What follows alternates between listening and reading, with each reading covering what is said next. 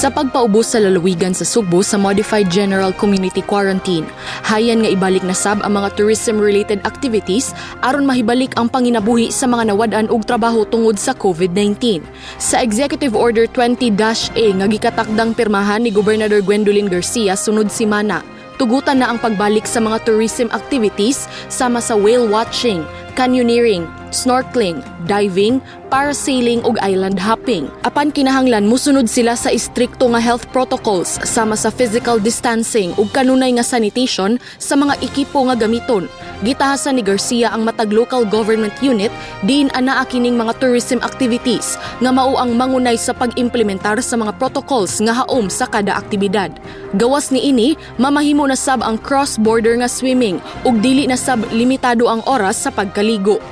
Under GCQ, wa na to gi-allow ang cross-border from one town to the other.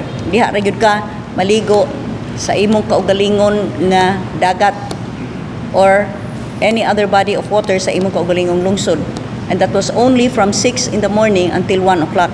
Karon, we are now allowing the cross-border swimming in bodies of water because in effect, we will soon be opening again tourism activities in the towns that depend mainly on tourism for their livelihood.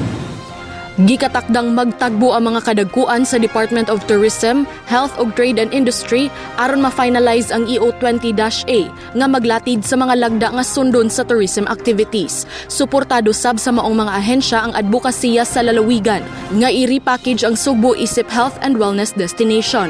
Pinaagi sa pag-awhag sa mga resorts nga mag-offer og health kits sama sa mga gikinahanglan sa pagtuob ug pag-offer ngadto sa mga bisita og limonsito o turmeric juice isip welcome drinks. Gikasabutan sab nga ang ubang mga ekipo sama sa mga life vest ug protective gears i-disinfect gamit ang ultraviolet o UV sterilization lamps sa matag higayon nga gamiton kini ug butangan sab og foot baths ang mga establishmento ug usa lang ka tawo sa usa ka room ang tugutan. Alang sa balita sa Sugbo, kini si Paula Mendoza.